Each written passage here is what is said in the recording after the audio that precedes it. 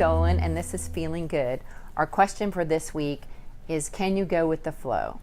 So most people would say yes when everything is going well in life, but then when we hit obstacles and things aren't working out, not so much. So for the purposes of today, I want to just talk about the song that we all know, row, row, row your boat, right? Gently down the stream, right? So we can use that as an analogy of, are we going with the flow in our life?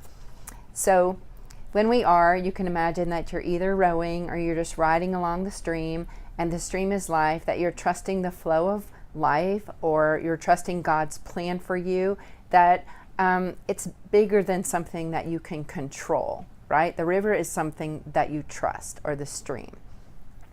So when things are going good, you're just going with the flow and you're paddling towards your dreams, and sometimes you're just relaxing and letting things happen.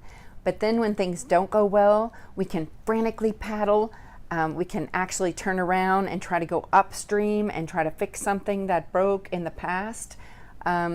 Or if that's not working and trying to control the whole situation, we might just go ahead and just pull our boat off to the side of the river and just sit in despair and give up on our dreams because things aren't working out.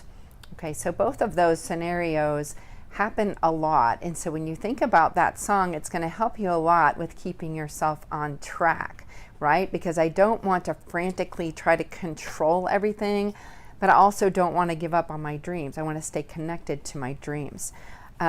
So when we're in that place where we're trying to control it or we're quitting, the nervous system is actually in a lot of stress.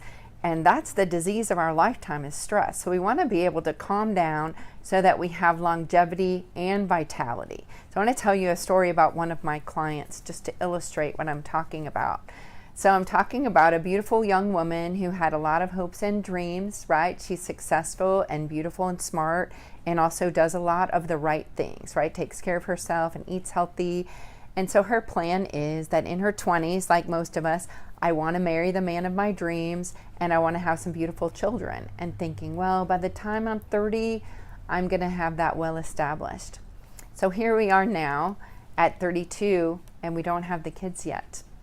And meanwhile, we have a sister who had one baby after another, and she didn't really want to have kids or not have, so my dreams are coming true for my sister and I'm having to watch it, but I can't have those dreams. And so it's a really frustrating kind of thing, because getting pregnant is something really hard to control. Even with all the technology that we have, you really can't guarantee the outcome that you want.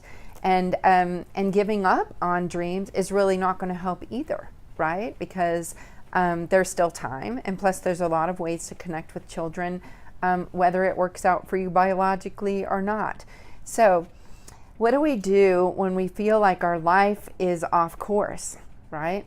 So we want to think about trusting the river. Right? So there's three things. The first thing is we got to stay in the boat.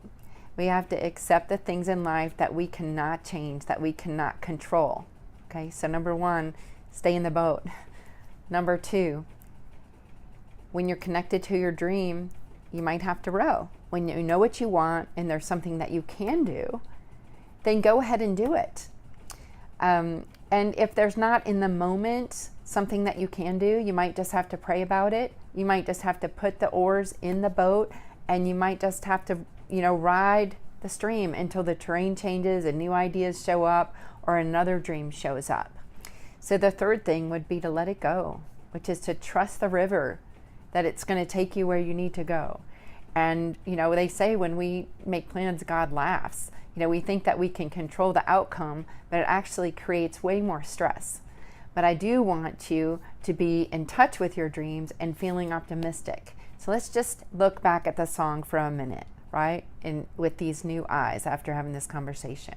Row, row, row my boat, right? Gently down the stream, not frantically up the stream. Merrily, merrily, merrily, merrily.